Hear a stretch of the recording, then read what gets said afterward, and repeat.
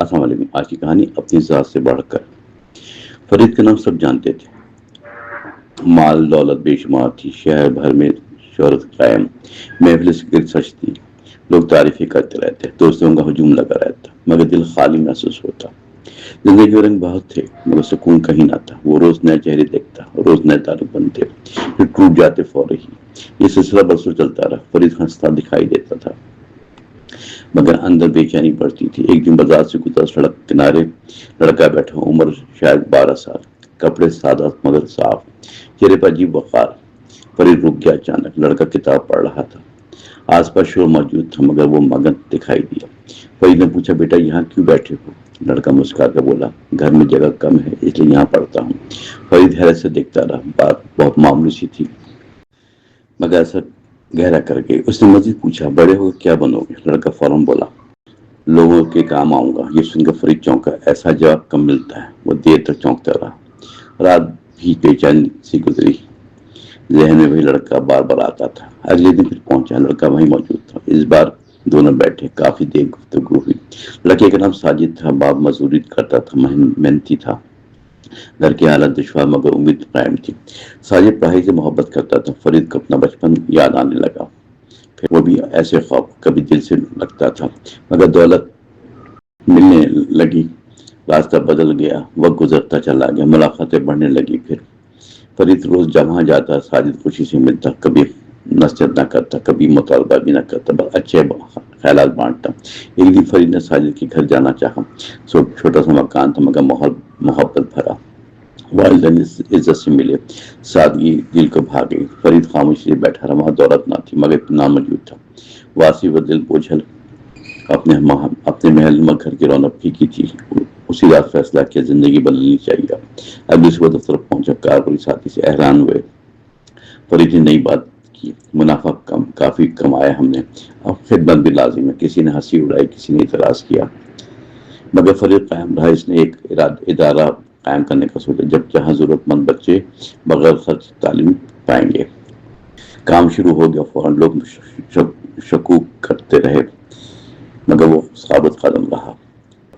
ہر مشکل گھڑی ساجد بھی ساتھ شامل ہو گیا. خوشی خوشی بچوں کو پڑھاتا رہتا. حوصلہ بڑھتا رہتا تھا. چند ماہ گزرے. پھر ادارہ معروف ہونے لگا. غریب خاندان خوش ہونے لگے. بچے آگے بڑھنے لگے. فرید کو پہلی بار اندر حقیقی خوشی ملی. اسے محسوس ہوا جیسے دل کا بوجھ ہلکا ہوتا جا رہا ہے. مسلسل ایک شام پرانے ساتھی سے ملنے آئے. محفل سجانے کی دعوت دینے لگے. بار بار فرید نے انکار کر لیا. وہ حیران رہ گیا. کہنے لگے, کیا بدلا؟ فرید مسکرا کے بولا, پہلے خود کو ڈھونڈتا پھرتا تھا ہر جانب, اب منزل مل گئی. یہ سن کر سب ایک دوسرے کو دیکھنے لگے مگر جواب نہ ملا. سال گزرتے چلے گئے. ادارہ بڑا بنتا گیا. نئے سال آ گئے. پھر مزید بچے شامل ہوئے. فرید ہر روز چاہتا سب سے ملتا جلتا, کسی کو حقیقی نہ سمجھتا, کبھی بھی نہیں. لوگ اس عزت پہلے سے زیادہ کرنے لگے مگر وجہ الگ. اب دولت نہیں, کردار مرکزی حیثیت رکھتا تھا. ساجد جوان ہو گیا. تعلیم مکمل کر چکا. وہ اعلیٰ منصب پر فائز ہونے کے باوجود اپنے ادارے سے جڑا رہا. مسلسل محبت سے ایک دن تقریباً منعقد کی گئی. بڑے اہتمام سے شہر کے لوگ بھی شریک ہوئے. اسٹیج پر فرید بیٹھا. سامعین تالی بجا رہے تھے. ساجد تقریر کرنے آیا.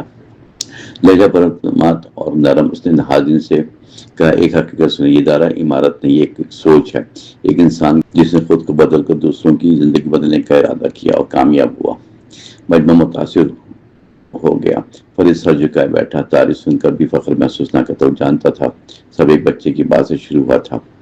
تقریب ختم ہوئی. پھر لوگ واپس جانے لگے. فرید تنہا بیٹھا رہا. ساجد پاس آ گیا. تب دونوں کافی دیر تک ماضی یاد کرتے رہے. فرید نے مسکرا کر کہا, وہ دن جب تم سڑک پر بیٹھے تھے. ساجد ہنسنے لگا. فوراً بولا, مجھے بھی یاد ہے وہ لمحہ. فرید نے گہرا سانس لیا اور کہنے لگا, اگر اس دن تم وہ جواب نہ دیتے تو شاید آج میں بھی بھٹک رہا ہوتا. ساجد نے طرف سے سر جھکا لیا. پھر وقت کسی کے لیے رکتا نہیں کبھی بھی. عمر ڈھلنے لگی. آہستہ فرید کے بال سفید ہونے لگے. رفتہ رفتہ مگر چہرے پر سکون واضح دکھائی دے رہا تھا. ایک روز طبیعت بگڑی. ڈاکٹر نے معائنہ کیا. بیماری سنجیدہ نوعیت کی تھی مگر وہ نہیں رہا. ہر حالت میں ادارے کے بچے ملنے آتے, دعائیں دیتے. فرید سب کو دیکھ کر خوش ہو جاتا تھا. ایک شام ساجد ایک شام فرید آیا۔ فرید بستر پر لیٹا ہوا کمزور سا تھا۔ اس نے ہاتھ پکڑا اور دھیرے سے بولا، میرے بار یہ سفر رکنا نہیں چاہیے ہرگز۔ ساجد نے وعدہ کیا۔ فرید مطمئن ہو گیا۔ پھر چند دن بعد اس کی زندگی کا سفر مکمل ہو گیا۔ خبر پوری شہر میں پھیل گئی۔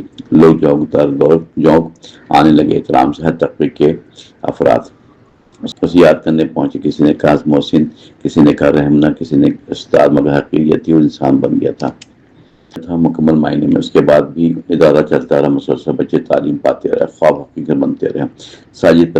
ساجد ہر نئے طالب علم کو ایک بات ضرور بتاتا تھا، زندگی کی اصل دولت صرف جمع شدہ مال نہیں بلکہ وہ دل ہے جو دوسروں کے لیے دھڑکتا ہے۔ ہمیشہ اس پیغام نے پھر نسلوں تک سفر کیا۔ فرید کا نام نیکی کے ساتھ زندہ رہا ہمیشہ تک۔ یہی اس داستان کا حاصل اور روشن سبق۔ انسان محبت بانٹے تو اپنی ذات سے بڑھ کر دوسروں کے دلوں میں جگہ بنا لیتا ہے، اور یہی اصل کامیابی ہوتی ہے۔